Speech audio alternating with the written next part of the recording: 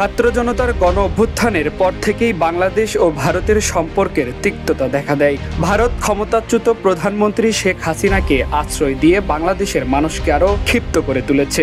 বাংলাদেশ হাসিনাকে ফেরত পাঠানোর অনুরোধ জানালেও ভারত দিচ্ছে না কোনো ইতিবাচক ইঙ্গিত।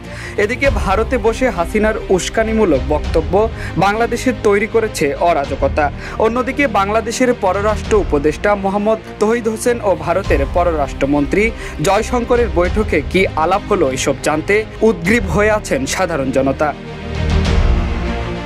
ভারত বাংলাদেশ প্রতিবেশী, ফলে দুই দেশের অর্থনৈতিক ও বাণিজ্যিক সম্পর্ক পারস্পরিক নির্ভরশীল। তবে বিগত হাসিনা সরকারের আমলে দিল্লির সাথে সম্পর্ক ছিল বিতর্কিত।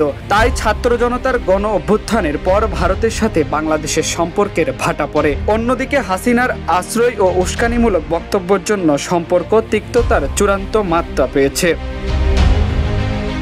যমুনা রাইস কুকারে আছে 3-in-1 function. Jamuna rice cooker, smart রান্নায় আধুনিক জীবন। অন্তর্বর্তী সরকারের পক্ষ থেকে আইন ও প্রত্যাপন্ন চুক্তি অনুযায়ী শেখ হাসিনাকে বিচারের আওতায় আনার জন্য ভারতের কাছে থেকে ফেরত চাওয়া হয়েছে, কিন্তু ভারত এই বিষয়ে কোনো প্রতিক্রিয়া জানায়নি। ফলে বাংলাদেশ ও ভারতের সম্পর্ক দিন দিন চরম দিকেই এগোতে থাকে।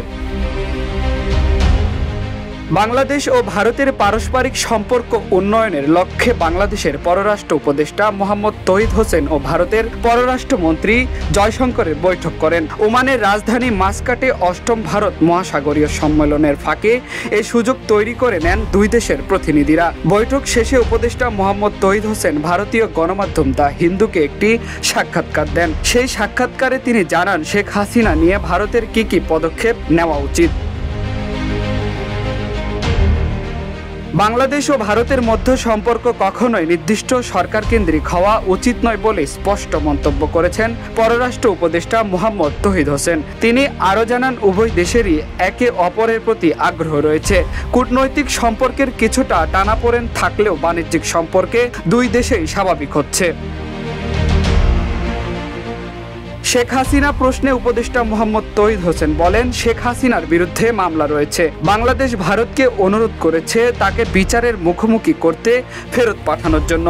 তবে এগুলো জটিল প্রক্রিয়া ও সময় সাপেক্ষ, যার কারণে ভারত সরকারের অন্য সবকিছুর আগে এখন উচিত তার উপর কিছু বিধিনিষেধ প্রয়োগ করা, যাতে করে ভারতে বসে উস্কানিমূলক ও মিথ্যা বক্তব্য দিয়ে বাংলাদেশে উত্তেজনা না করতে পারে।